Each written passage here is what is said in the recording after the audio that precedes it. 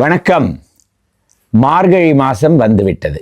அத்துடன் டிசம்பர் கச்சேரி சீசனும் வந்துவிட்டது. 99 வருடங்களாக தனியார் முயற்சி மூலமாகவே கர்நாடக இசைக்கு ஒரு எடுத்துக்காட்டு, ஒரு ஷோகேஸ் அப்படின்னு சொல்லலாம்.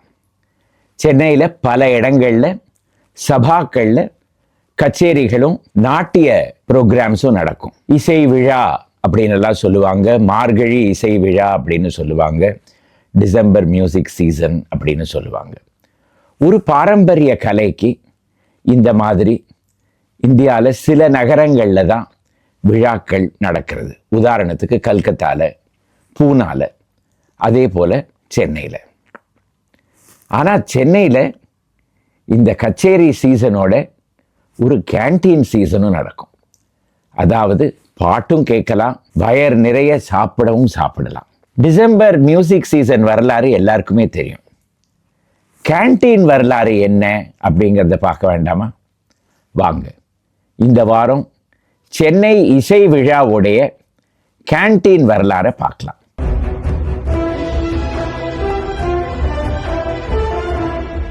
ஆயிரத்தி 1927 வருடம் காங்கிரஸ் கட்சியோட மாநாடு சென்னை நகரத்தில் நடந்தது.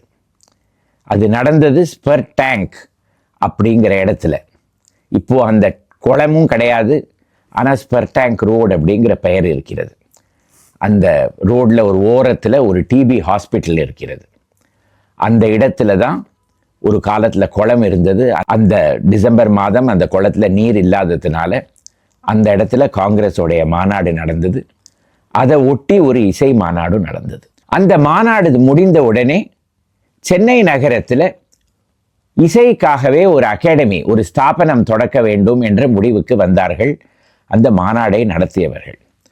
அதனால 1928 ஆண்டு மியூசிக் அகாடமி அப்படிங்கிற ஸ்தாபனம் பதிவு செய்யப்பட்டது. 1929 ஆண்டிலிருந்து ஒரு வருடமும் டிசம்பர் மாதத்தில் மியூசிக் அகாடமி ஒரு இசை விழாவை நடத்தியது. சென்னை நகரத்தில் மற்ற சபாக்கள் எல்லாம் இருந்தன.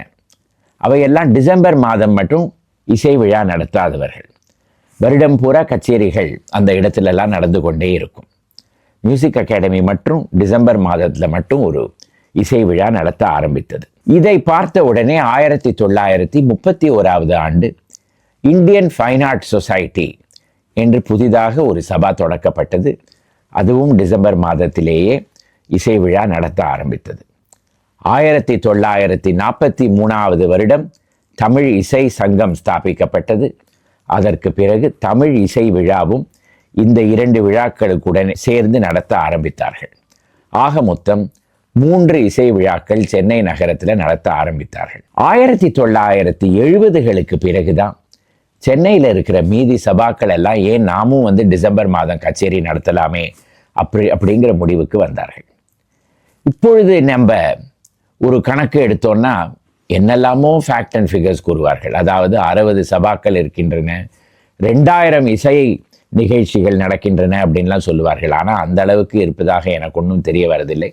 20-25 சபா இருக்கலாம், ஒரு 600 இல்லாட்டா 700 கச்சேரிகளும் டான்ஸ் ப்ரோக்ராம்ஸும் நடத்தலாம். ஆனால் இதுவே ஒரு பெரிய நம்பர் தான். அரசிடமிருந்து ஒரு சப்போர்ட்டும் எதிர்பார்க்காமல் தனியார் முறையிலேயே நடத்தி வரும் ஒரு இசை விழா இது. இதில் கேன்டீன் எப்போ சேர்ந்தது? அந்த கேள்விக்கு ஒரு பதில் என்ன அப்படிங்கிறத தேடலாம். இப்போ மியூசிக் அகாடமியை பார்த்தோன்னா ஏராளமான ஒரு பெரிய ஒரு மனையில் ஒரு பெரிய கட்டடம், ஒரு பெரிய ஆடிட்டோரியம் அப்படிலாம் இருக்கிறது. 1962 வரையில் மியூசிக் அகாடமிக்கு சொந்தமாக ஒரு ஆடிட்டோரியம் எல்லாம் கிடையாது. பல்வேறு இடத்தில் நடத்தி கொண்டு வந்தார்கள். அதுவும் 1928 1938 ஆண்டு வரையில் பல தோட்டங்களில் தான் மியூசிக் அகாடமியோட கச்சேரி நடந்தன.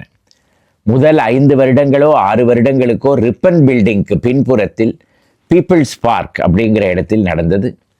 அதற்கு பிறகு ஜென்ரல் பேட்டர்ஸ் ரோடில் பேட்டர்ஸ் தோட்டம் அப்படிங்கிற இடத்துல நடந்தது. அதே போல் ராயப்பேட்டாவில் பழைய உட்லண்ட்ஸ் ஹோட்டலில் நடந்தது. இப்படியெல்லாம் நடந்து கொண்டு வந்தது. 1939 ஆண்டு 2வது உலக போர் தொடங்கியது. அப்போது இங்கே சென்னையில் இருந்த ஆங்கில அரசு மியூசிக் அகாடமிக்கு ஒரு திறந்த வெளியில் கச்சேரி நடத்துவதற்கு அனுமதி கொடுக்கவில்லை. அதற்கு பிறகு அந்த காலத்தில் 1935 1965 வரையில் மியூசிக் அகாடமியோட பிரசிடென்ட்டாக இருந்தவர் KV கிருஷ்ணசுவாமி ஐயர் என்பவர் ஒரு பிரபல வக்கீல். சென்னை பல்கலைக்கழகத்து சிண்டிகேட்டில் ஒரு அங்கத்தினராகவும் இருந்தார். அதனால் அவருடைய சிபாரிசில் யூனிவர்சிட்டி செனேட் கட்டடம் மியூசிக் அகாடமிக்கு டிசம்பர் மாதத்தில் கச்சேரி நடத்துவதற்கு 1939 கொடுக்கப்பட்டது. அந்த இடத்தில் 2 பெரிய பிரச்சனைகள் எழுந்தன. ஒன்று, அந்த யூனிவர்சிட்டி செனேட் கட்டடம் மாணாக்கர்களுக்கு டிகிரி கொடுப்பதற்காக கட்டப்பட்ட கட்டடம். அங்கே கச்சேரி எல்லாம் நடத்தினால் அக்கூஸ்டிக்ஸ் படுமோசமாக இருந்தது, ஒரே எதிரொலி எல்லா பக்கத்தில் இருந்தும். அதை தடுப்பதற்காக செனேட் ஹவுஸில் இருந்த அத்தனை ஜன்னல்கள் மேலேயும் சாக்கு துணியை தொங்கவிட்டு கச்சேரிகள் நடத்தினார்கள். இரண்டாவது, மாலை வேளையில் நடக்கும் கச்சேரிகளில் மக்கள் எல்லாம் ஏராளமாக ஒரே புகார் செய்ய ஆரம்பித்தார்கள். என்னவென்றால், பீச் ரோடு ஒரே இருட்டாக இருக்கிறது. அந்த காலத்தில் பீச் ரோடில் டிராஃபிக்கே கிடையாது அப்படின்னு நமக்கு தெரிய வருது. நாங்கள் வந்தால் எப்படி இல்லத்திற்கு செல்வது இரவு கச்சேரி முடிந்த பிறகு? KV கிருஷ்ணசாமி ஐயர் உடனே அந்த காலத்தில் நிறைய தனியார் துறை டிரான்ஸ்போர்ட் நிறுவனங்கள் சென்னையில் இருந்தன. ஸ்பெஷல் பேருந்து சர்வீஸ் யூனிவர்சிட்டி செனட் ஹவுஸ்லேருந்து மயிலாப்பூருக்கும் டி நகருக்கும் டவுனுக்கும் அரேஞ்ச் செய்தார். மூன்றாவது புகார், இங்கே சாப்பிடுவதற்கு ஒரு இடம் கூட கிடையாது, ஒரு ஹோட்டல் கூட கிடையாது பீச் ஓரத்தில். என்ன செய்வது? அப்போ மியூசிக் அகாடமி ஒரு முடிவுக்கு வந்தது. இந்த வருடத்திலிருந்து எங்கு கச்சேரி நடத்தினாலும் அதுக்கு கூடவே ஒரு கேன்டீன் திறக்கப்படும் என்று. 1940 மறுபடியும் யூனிவர்சிட்டி செனட் ஹவுஸ் முதல் முறையாக ஒரு கேன்டீன், அம்பீஸ் கெஃபே. இது அந்த காலத்தில் ஜார்ஜ் டவுனில் மிகவும் பிரபலமாக இருந்த ஒரு ரெஸ்டாரண்ட். அங்கிருந்து உணவுப் பொருட்கள் எல்லாம் கொண்டு வரப்பட்டு அதுதான் சென்னையின் இசை விழாவின் முதல் கேன்டீன். 1941 வெஸ்ட் மாம்பலத்தில் இருந்த தஞ்சாவூர் லாட்ஜ் அவர்கள்தான் மியூசிக் அகாடமிக்கு கேன்டீனை நடத்தினார்கள். இப்படி வருடம் மியூசிக் அகாடமியில் கேன்டீன் நடத்த ஆரம்பித்த உடனே தமிழ் இசை சங்கம் 1950 அதனுடைய வளாகத்திலேயே ஒரு கேன்டீனை தொடக்கி வைத்தது. இப்பொழுதும் அந்த இடத்தில் நீங்கள் போய் பார்த்தீர்களானால் அந்த கேன்டீன் நடந்து கொண்டுதான் இருக்கிறது. அங்கே மசால் வடை, தோசை எல்லாம் ரொம்பவே பிரபலம். இந்த இந்தியன் ஃபைன் ஆர்ட் சொசைட்டிக்கு இந்த பிரச்சனை இல்லவே இல்லை. ஏன் அப்படின்னு பார்த்தோம்னா, அந்த காலத்தில் கோகலே ஹால் ஆர்மீனியன் தெருவில் தான் அவர்கள் கச்சேரியை நடத்தி கொண்டு வந்தார்கள். அந்த கோகலே ஹால் வளாகத்திலேயே பாலிமார் அப்படின்னு ஒரு ரெஸ்டாரண்ட், அதற்கு முன்னாடி அந்த கோகலே ஹாலுக்கு சொந்தக்காரர்களாக இருந்த யங் மென்ஸ் இந்தியன் அசோசியேஷன் அவர்களே ஒரு உணவு விடுதி அந்த இடத்தில் நடத்தி கொண்டு வந்தார்கள். அதில் நெய் பிரெட் டோஸ்ட், அதாவது கீ டோஸ்ட் என்பது ரொம்பவும் பிரபலம். அதை தேடிக்கொண்டே ஏராளமாக மக்கள் எல்லாம் வருவார்கள். வந்துவிட்டு கச்சேரியும் கேட்டுவிட்டு சென்று விட்டுவார்கள். ஆக மொத்தம் 3 கேன்டீன்கள். அதற்கு பிறகு தமிழ் இசை சங்கத்திலேயும் இந்தியன் ஃபைன் ஆர்ட் சொசைட்டிலையும் யார் கேன்டீன் நடத்தினார்கள் என்பதை பற்றி ஒரு இடத்திலும் ஒரு சான்றும் நமக்கு கிடைப்பதில்லை. ஆனால் மியூசிக் அகாடமியில் இது மிகவும் அழகாக பதிவு செய்யப்பட்டிருக்கிறது. 1950 DS அப்பாசுவாமி ஐயர் என்பவர், இவர்தான் கேன்டீனை ஒரு வருடமும் டிசம்பர் மாதம் நடத்தினார். இவருடைய ஸ்பெஷாலிட்டி என்னவென்றால் பாதாம் ஹல்வா. இதை தேடிக்கொண்டு மக்கள் வருவார்கள். அப்பொழுது பிரபல ICS ஆஃபீஸராக அதிகாரியாக இருந்த SY கிருஷ்ணசுவாமி இந்த பாதாம் ஹல்வாவை பற்றி ஒரு கட்டுரையே எழுதியிருக்கிறார். அப்பாசுவாமி ஐயர் ஓய்வு பெற்ற பிறகு காசி ஹல்வா கிருஷ்ணமூர்த்தி என்பவர் அகாடமி கேன்டீனை நடத்த ஆரம்பித்தார். இவருக்கு எப்படி காசி ஹல்வா கிருஷ்ணமூர்த்தி என்று பெயர் வந்தது என்று நான் சொல்லவே தேவையில்லை. அவருடைய காசி ஹல்வா அவ்வளவு பிரபலம். கச்சேரியில் அவருடைய காசி ஹல்வா கேன்டீனில் ரெடியாகிவிட்டது என்று தெரிந்தால் அகாடமி கச்சேரி நடக்கும் இடத்திலிருந்து எல்லோருமே வெளியேறி சென்று விடுவார்கள். ஏன்னா அது ஒரு 2-1/2 மணி நேரத்துக்கு தான் விற்பனையாகும், அதுக்குள் காலியாகிவிடும். அதனால் அதற்கு ஏராளமாக வெளியே அடிதடி எல்லாம் நடக்கும். இசை கச்சேரிகளில் சாணக்கியர் என்று பெயர் பெற்ற செமங்குடி ஸ்ரீனிவாச ஐயர் கரெக்டாக அந்த காசி ஹல்வா ரெடியாரும் நேரத்தில் தான் தனியாவர்த்தனத்துக்கு இடம் கொடுப்பார். இவர்கள் மிருதங்கக்காரர்கள் மிருதங்கத்தை தட்ட ஆரம்பித்த உடனே எல்லோரும் காசி ஹல்வாவை தேடிக்கொண்டு வெளியே சென்று விடுவார்கள். இப்படியெல்லாம் நடந்திருக்கிறது. இந்த காசி ஹல்வா கிருஷ்ணமூர்த்தி எங்கிருந்து வந்தார்? பிரபல இசை பாடகி MS சுபலட்சுமி அவர்களுடைய இல்லத்தில் இவர் சமையல்காரராக இருந்தார். அதற்கு பிறகுதான் இவர் மியூசிக் அகாடமி கேன்டீனில் பல வருடங்கள் சமைத்து கொண்டு வந்தார். எதற்காக இந்த கேன்டீன் எல்லாம் எவ்வளவு பிரபலம் அடைந்தது என்பதையும் நாம் பார்க்க வேண்டும். டிசம்பர் மாதத்தில் திருமணம் நடக்காது, ஆனால் தை மாதத்தில், மார்கழி மாதத்தில் நடக்காத திருமணம் எல்லாம் தை மாதத்தில் நடக்கும். இந்த சபா கேன்டீன் எல்லாமே ஒரு ஷோகேஸாக மாறிவிட்டது. எப்படி இசை கச்சேரிகளுக்காக டிசம்பர் மியூசிக் சீசன் ஒரு ஷோகேஸாக இருந்ததோ, அதாவது யாரெல்லாம் இப்பொழுது நன்றாக பாடுகிறார்கள், இளம் பாடகர்கள் யார் வந்து இருக்கிறார்கள், யாருக்கு குரல் போய்விட்டது, இதெல்லாம் தேடி கண்டுபிடிப்பதற்கு எப்படி ஒரு டிசம்பர் சீசன் அந்த காலத்தில் இருந்ததோ, கேன்டீனுக்கும் ஒரு பெரிய சீசன் வந்துவிட்டது. யாருடைய கேன்டீன் சாப்பாடு நன்றாக இருக்கிறதோ அவருக்கு தை மாதத்தில் எல்லா திருமணங்களுக்கும் கான்ட்ராக்ட் புக் ஆகிவிடும். பெரிய பெரிய பிரபலங்கள்லாம் இந்த கச்சேரியை கேட்க வருவார்கள். அவர்களுடைய இல்லத்து திருமணங்கள் எல்லாவற்றிற்கும் இவர்களே கான்ட்ராக்டராக விடுவார்கள். அதனால இது பெரிய பாப்புலர் ஃபெசிலிட்டி, ஒரு மார்க்கெட்டிங் ஆப்பர்ச்சுனிட்டியாகவும் மாறிவிட்டது. 1980களுக்கு பிறகு ஒரே குடும்பத்திலிருந்து 3 நபர்கள், அறுசுவை அரசு நடராஜன், அவருடைய தம்பி ஜெயராமன், அவருடைய தம்பி கண்ணன், இவர்கள் 3 பெயர்களுமே சீசன் மேலே ஒரு மொனாபலியை வைத்து கொண்டு விட்டார்கள். அறுசுவை அரசு என்பவர் பார்த்தசாரதி சுவாமி சபாவில் அவருடைய கேன்டீனை நடத்துவார். ஜெயராமன் ஞானாம்பிகா கேட்டரிங் என்ற பெயரில் நாரதகான சபாவில் அவருடைய கேன்டீனை நடத்துவார். கண்ணன் மயிலாப்பூர் ஃபைன் ஆர்ட்ஸ் கிளப்பில் மீனாம்பிகா கேட்டரிங் என்ற பெயரில் நடத்தி கொண்டு வந்தார். இந்த பார்த்தசாரதி சுவாமி சபா ஒரு திறந்த வெளியில் நடக்கும் சபா, ஒரு கல்யாண மண்டபம், அதோடைய திறந்த வெளியில் நடக்கும். பக்கத்திலேயே டென்ட் கோட்டாகை போட்டு அந்த பக்கம் சமையல் நடந்து கொண்டிருக்கும்.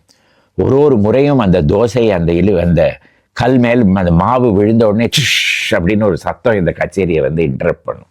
அங்கேருந்து வர வாசனையெல்லாம் மூக்கை வந்து தொலைக்கும். உடனே எல்லாரும் இங்கேருந்து அங்கே போய் கொஞ்சம் சாப்பிட்டு விட்டு திரும்பி வருவார்கள். அது ஒரு இன்ஃபார்மல் ஹாப்பி செட்டப், எல்லாரும் அங்கே போயிட்டு வருவது. ஆனால் இந்த நாரதகான சபா ஜெயராமன் இருந்தாரே, அவரை மாதிரி நான் யாரையுமே பார்த்தது கிடையாது. அதுவும் 80கள் 90கள்லாம் நானும் நன்னாவே கேன்டீனில் சாப்பிட்டுட்டு இருந்தேன். இப்போ வயசான அப்புறம் அதெல்லாம் நடக்கிறது இல்லை, அந்த அளவுக்கு பார்த்து சாப்பிட வேண்டி இருக்கிறது.